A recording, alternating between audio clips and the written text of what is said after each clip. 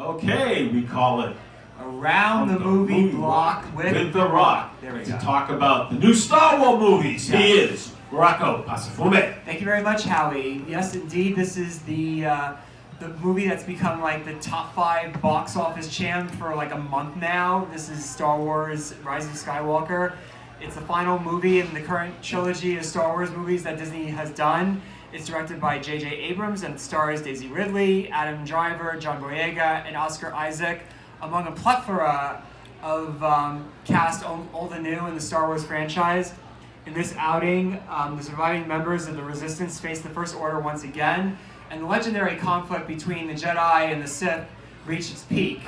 Now, this sounds pretty familiar to a lot of people that may not be fans of Star Wars.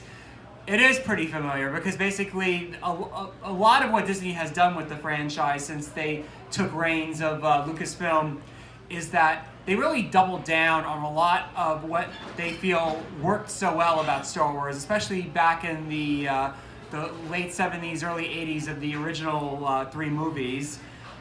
While it's good that you have a consistently entertaining group of films, what I think is not so good is the fact that a lot of these movies particularly with Rise of Skywalker, is you really feel like there's a real lack of imagination, and that's really unfortunate.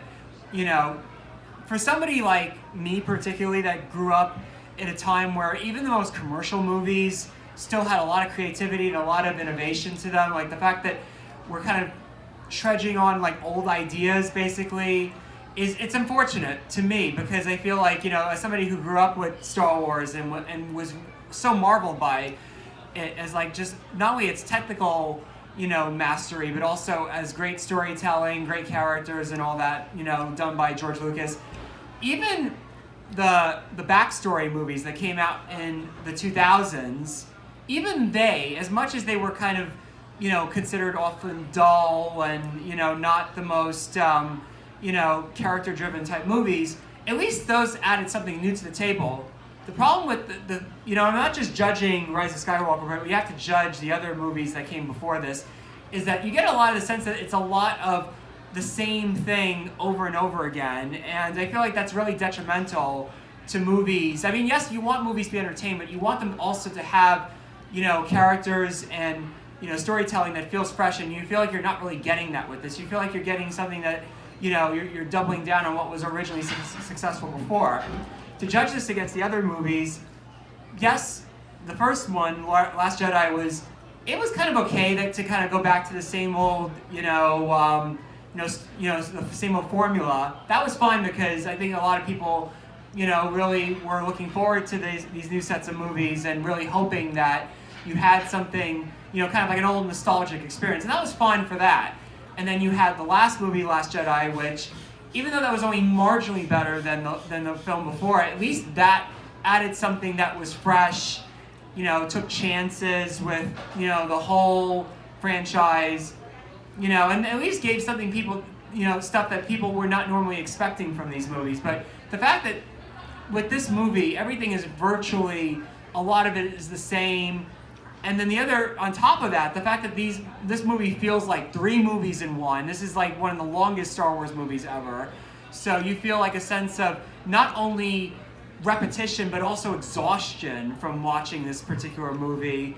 You really feel a sense of like, this is very tired. And it feels like, you know, yes, you want movies that are going to bring people to the theaters and make a lot of money, but you want things that are going to, you know, be fresh and inspire people to, you know, to have great sense of, you know, feeling like, oh, I want to see this again, and, you know, there's a great sense of replay value, and you don't really see that with not only just this movie, but the movies before them, and I really do feel like, as much as Star Wars has made a good amount of money for Disney in the last couple of years, you really would hope that, you know, whatever they do with Star Wars going forward, that they do, you know, kind of give the franchise a little bit of a breather and really kind of let people want to be excited about Star Wars again. So in conclusion, yes, this is a pretty entertaining movie. I think one that will mostly please a lot of the fans of these movies. But I feel like the way that they go about it with, you know, kind of doubling down on the old formulas and particularly the fact that this is like an exhaustingly long movie, I really do feel like the franchise has become very, very tired, and I feel like that they need to really give some time if they really want to keep, going back to the old formulas again with this. So overall, I have to give Star Wars Rise of Skywalker 2 out of 5 stars. So thank you. Okay. Thank you very much. Rocco Pasafumi always nails it with his review. Thank you. Rocco. Appreciate it. Okay. Okay, another great show today, and it was great having Harvey Wiesenberg talk about the Super Bowl splash and Make-A-Wish Foundation. And folks, February 2nd is coming. Come down to Long Beach. Super Bowl Sunday is a great way to kick it off. Come down around 11 o'clock, 12 in the afternoon. Go in the water, buy a sweatshirt, support Make-A-Wish Foundation. It's a great way to kick off Super Bowl Sunday, and it's going to be a great event, and it is the winter event here in Long Beach. And Rocco touched on Rocco Pasafumi with his movie review, talk about the Star Wars, and that was Rocco always gives his opinion, whether he likes it, doesn't like it, why it's flawed, why it's great. So a great review, Rocco. And I must say this, folks. I want to end my close with being a lifelong Red Sox fan. I want to pay tribute to a great New York Yankee, because on Tuesday, Derek Jeter is going to be elected to the Hall of Fame. And as a Red Sox fan, I even though I didn't root for Derek Jeter, I appreciated his class. I appreciated the fact that he was a true professional and a great player.